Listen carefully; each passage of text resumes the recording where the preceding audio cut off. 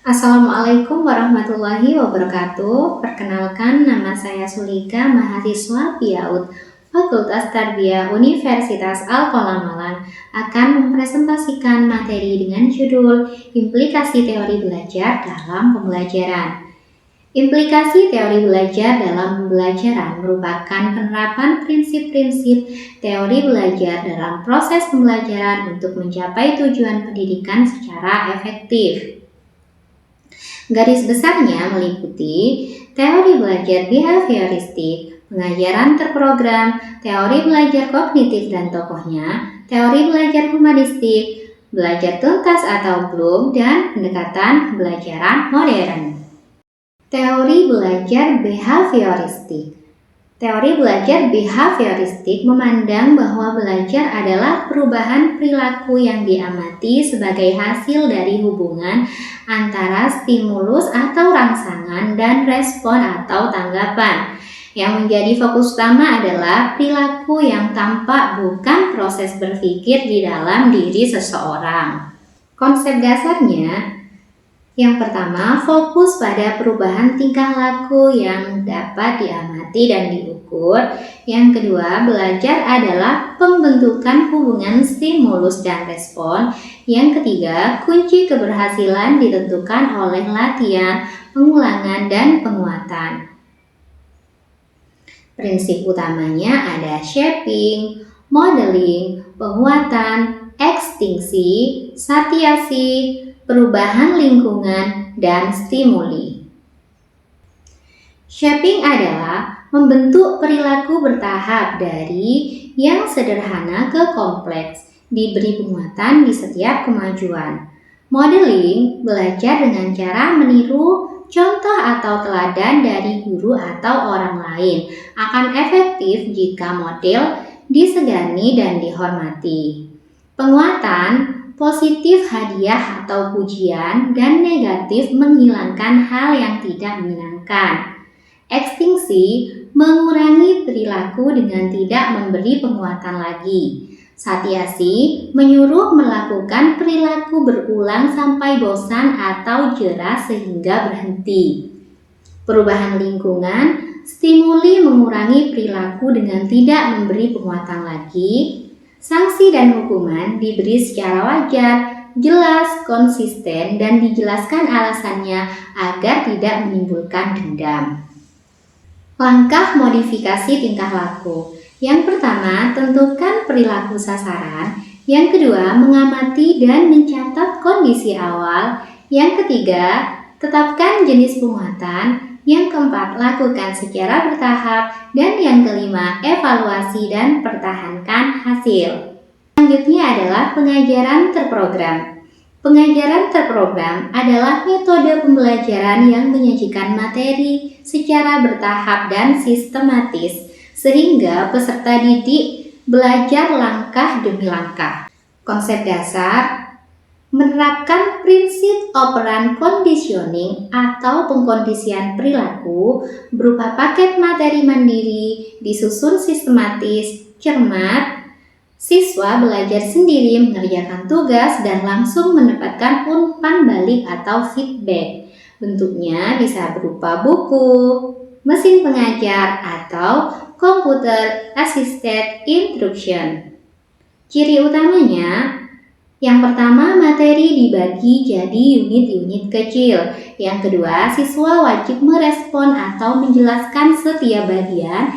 Yang ketiga, langsung tahu hasil pekerjaannya. Yang keempat, memberi kesempatan belajar mandiri. Jenis program. Ada program linier atau Skinner dan program intrinsik atau Latching program. Lanjut dengan pengajaran individual. Prinsipnya, penerapan prinsip terprogram yang disesuaikan dengan kemampuan masing-masing siswa. Contoh program ada plan yang dikembangkan di Westinghouse dan disesuaikan dengan kebutuhan siswa. Yang kedua ada IGE dari Universitas Pittsburgh. Materi dibagi per unit belajar, lengkap dengan tujuan, bahan, dan tes. Siswa lanjut ke unit berikutnya jika tes berhasil. Jika gagal, konsultasi ke guru. Komponen dalam pendekatan behavioristik. Langkah penyusun pembelajaran. 1. Rumuskan tujuan perilaku yang jelas dan terukur. 2. Pecah tugas besar menjadi bagian-bagian kecil. 3. Tentukan urutan atau logika hubungan antar bagian. 4. Siapkan materi dan prosedur untuk setiap langkah. Yang kelima, beri umpan balik di setiap tahap selesai.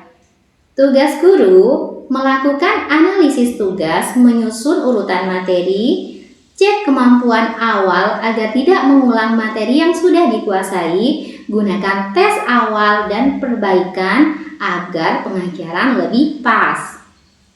Lanjut dengan pendekatan belajar tuntas atau BLOOM.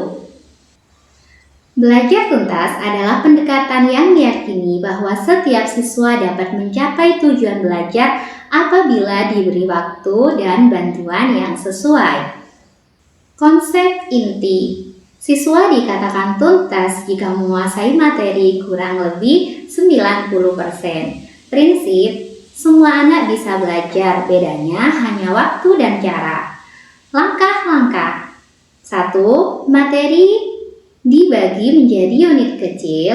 2. Tetapkan tujuan pembelajaran yang jelas. 3. Pembelajaran secara kelompok biasa. 4. Tes formatif di akhir unit. 5. Tes sumatif dan penentuan nilai akhir. Kelebihannya, yang pertama, fokus penguasaan materi bukan kecepatan. Yang kedua, mengatasi kesulitan belajar secara khusus. Yang ketiga, menumbuhkan minat dan sikap positif siswa. Lanjut dengan teori kognitif dan tokohnya. Teori kognitif memandang bahwa belajar adalah proses mental seperti berpikir, memahami, mengingat, dan memecahkan masalah. Konsepnya, yang pertama, fokus cara berpikir dan memproses informasi. Yang kedua, perubahan pengetahuan dan struktur mental. Yang ketiga, siswa aktif memproses informasi. Tokoh dan penerapan. Piasi, tahap perkembangan sesuai usia, materi disesuaikan. Brunner, discover learning atau temukan sendiri konsepnya. Ausubel, expository, guru jelaskan lengkap. Gitzel, pahami keseluruhan, timbul pemahaman mendadak. Vygotsky, dipengaruhi lingkungan sosial, bimbingan, mempercepat belajar. Selanjutnya, teori belajar humanistik. Teori belajar humanistik menekankan bahwa tujuan belajar adalah mengembangkan seluruh potensi manusia, baik intelektual, emosional, sosial, maupun spiritual. Konsepnya, yang pertama, siswa sebagai manusia seutuhnya, baik fisik, emosi, sosial, akal, dan rohani. Yang kedua, belajar bermakna, kembangkan potensi. Yang ketiga, guru sebagai fasilitator dan pencipta suasana nyaman.